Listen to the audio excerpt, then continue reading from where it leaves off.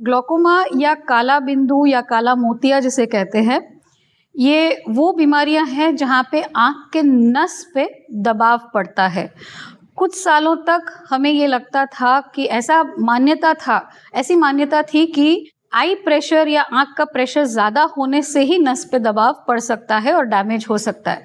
लेकिन अब हम जानते हैं कि आँख का प्रेशर नॉर्मल होते हुए भी ये डैमेज हो सकता है। तो आज हम जानते हैं कि ग्लोकोमा उस बीमारी को कहते हैं जहाँ पे नस में दबाव ज़्यादा देर तक बना रहने से नस डैमेज होता है परमानेंटली, जो कि रिवर्स नहीं हो सकता। इसको हम मॉडिफाई कर सकते हैं या फिर उसको कंट्रोल कर सकते हैं आई प्रेशर को कंट्रोल करने के द्वारा। ग्लोकोमा या काला मोतिया का कोई कारण नहीं होता, जिस तरह डायबिटीज और ब्लड प्रेशर का कोई कारण स्पेसिफिक नहीं होता है, तो काला मोतिया भी मल्टी फैक्टोरियल डिजीज के कैटेगरी में आता है, जिससे कि एक पर्टिकुलर रीज़न नहीं होता कि काला मोतिया हो जाए। कई लोग पूछते हैं कि मुझे डायबिटीज़ है तो मुझे काला मोतिया हो सकता है क्या?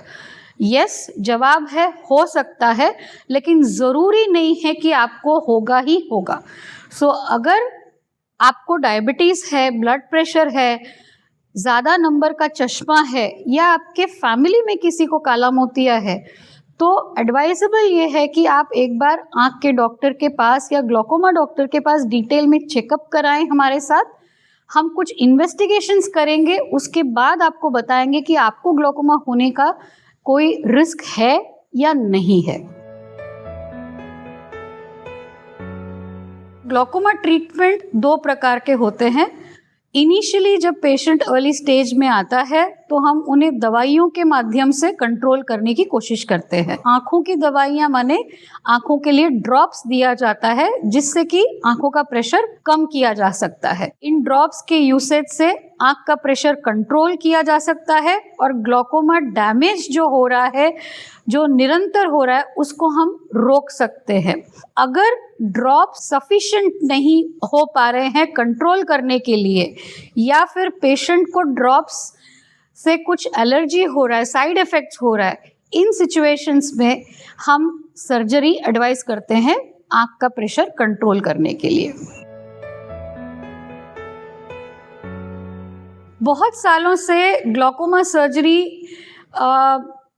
ट्रेडिशनल वे में अगर कहा जाए ट्रैबिक्युलेक्टमी जिसे कहते हैं, वही किया जाता था। आज भी बहुत देश विदेश में यही सर्जरी जैसे हम बोलते हैं गोल्ड स्टैंडर्ड है। ग्लोकोमा सर्जरी में यही सर्जरी किया जाता है। लेकिन कुछ सालों से मिनिमली इन्वेजिव ग्लोकोमा सर्जरी का आगमन हुआ है। इन दोनों में डिफरेंस क्या है?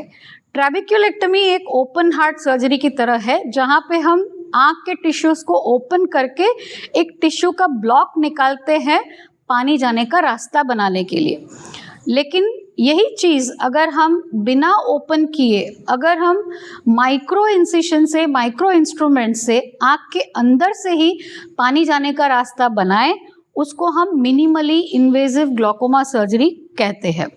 तो इस मिनिमली इन्वेजिव ग्लोकोमा सर्जरी का आगमन जब से हुआ है, बहुत सारे प्रकार के सर्जरीज आए हैं, जिसमें शामिल है गैट यानी गोनियोस्कोपिक असिस्टेड ट्रांसल्यूमिनल ट्रैबिक्युलोटमी, गोनियोटमी, ट्रैबिक्युलोटमी और एब इंटरनो ट्रैबिक्युलेक्टमी। सो इन सब चीज़ों से एडवांटेज हम ये पा रहे हैं कि पेशेंट्स का रिकवरी, क्योंकि बहुत छोटा इंसिशन है और आँख के अंदर से ही हम पैसेज बना रहे हैं पानी जाने का रास्ता, तो पेशेंट का रिकवरी काफ़ी फास्ट होता है और पेशेंट का कंफर्ट लेवल ट्रेडिशनल सर्जरी ट्रैबिक्युलेक्टमी से कहीं ज़्यादा है।